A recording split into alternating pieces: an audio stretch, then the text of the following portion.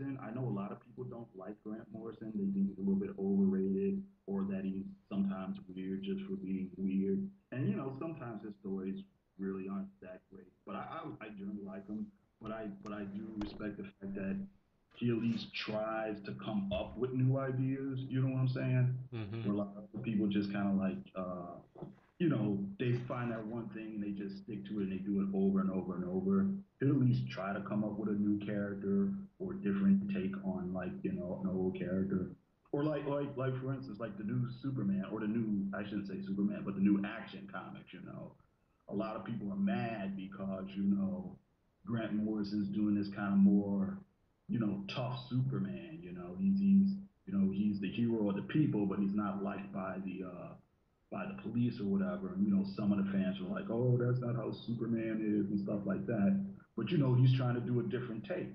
People were getting bored with the old Superman, so here's a different take. At least he was willing to try to do that. So I have to say, it may seem crazy to you, but my one of my favorite, I guess, my favorite writer in comics of all time was Chuck Austin. And oh, a lot of fans didn't like him, and he got the job of writing Superman.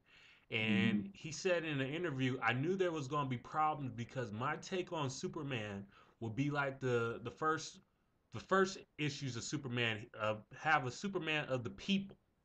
Right, and right. and like he said, people didn't like that. But it's funny how things come full circle, where now Grant Morrison, considered to be the greatest Superman writer of all time by some, is taking Superman right back to that roots. Right, right, right. I see what you're saying. I see what you're saying. Like you said, it's just kind of coming full circle or whatever. Yeah. I think probably with the Chuck Austin thing, because he did a couple other comics that the fans didn't like. I think DC probably instead of trying to let him ride it out a little bit longer, they probably just buckled real quick. You know what I'm saying? Yes, indeed. So what current run in comics would you like to be the editor on, and what tweaks, changes, suggestions would you tip off to the writer? Um, I don't know. Either. Oh, I do know. I know. I know. Well, you give me one. You give me one. Who would you? Which one would you say? Oh, currently, Yeah. um, That you would be the editor on, and what changes or suggestions, or how would you guide direction? I would like to be the editor on anything that Matt Fraction is writing, because I think he has the right. I think he's overrated, but I think Mm-hmm. he kind of has right pitches and directions.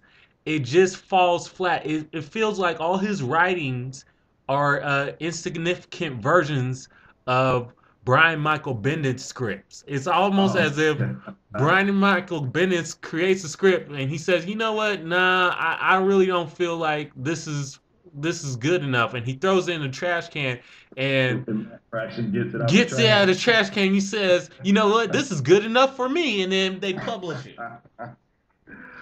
All right. I was gonna say, well, this kind of relates because Matt Fraction used to write for the X-Men. If I was gonna be the editor, I would be editor on the X-Men comics, right? And I Mm-hmm. would pare it down to just like two or three titles.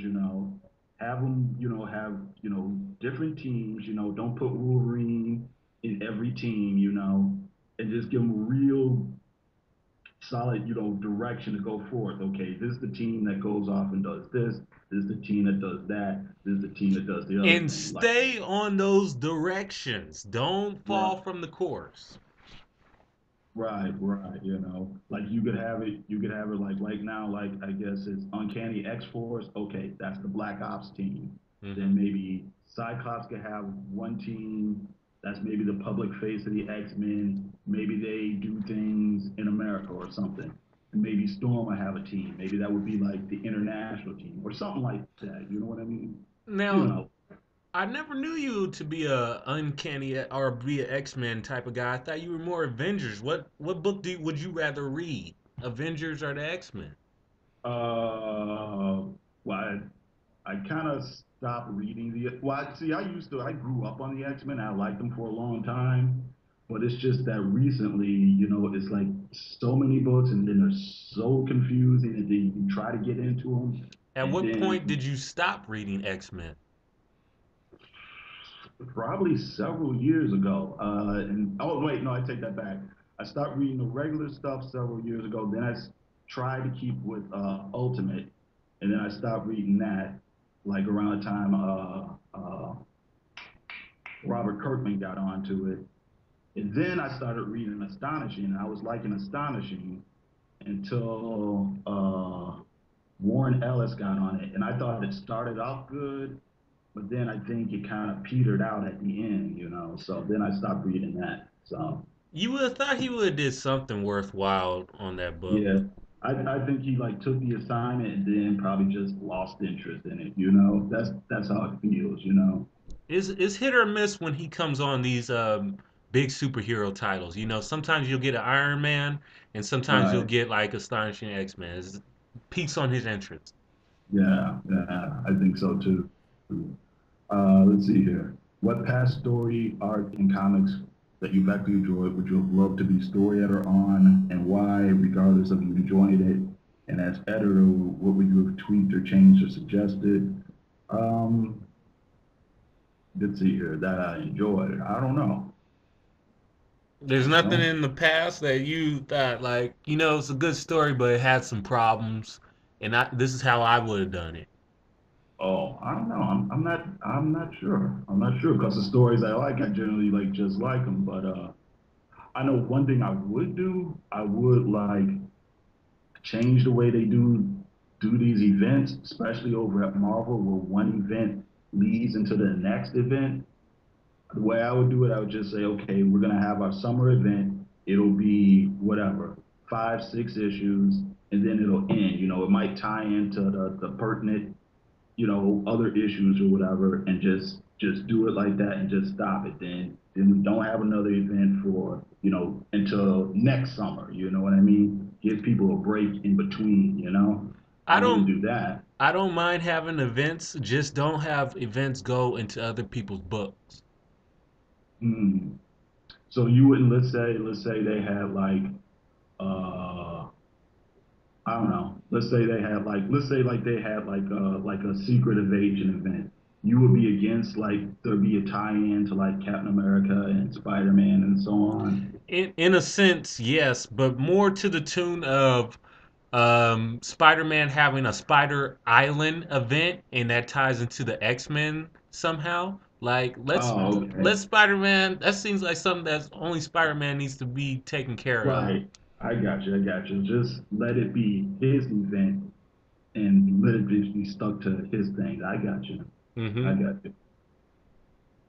Uh, if you could be sexually intimate with one woman in history, who would it be and why?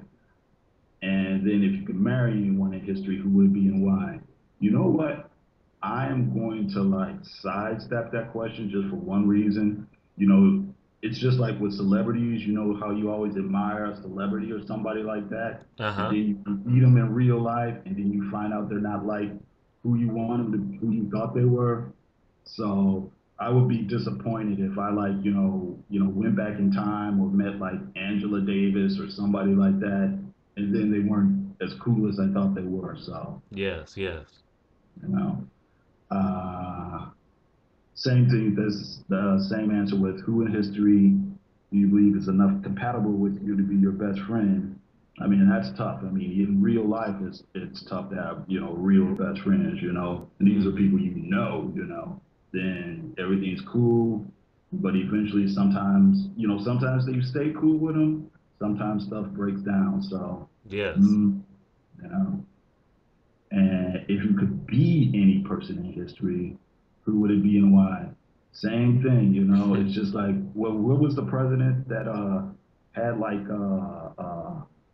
what did he have? Muscular sclerosis or something. He had some president. I want to say it wasn't like Teddy Roosevelt, but it was somebody back in those days.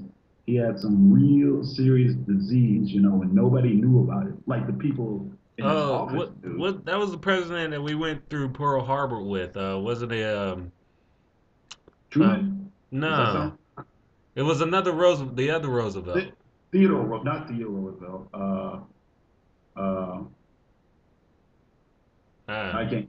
I think we're on the same page. But yeah, it Hmm. was something that he hid from the public, and everybody thought he was, a strong man and a strong. Well, I guess in a way he was because he was still running the country while, dealing with this disease. But once again, it's one of those things where you never know what's going on between, behind closed doors and stuff. So, Hmm. I feel you on that. so.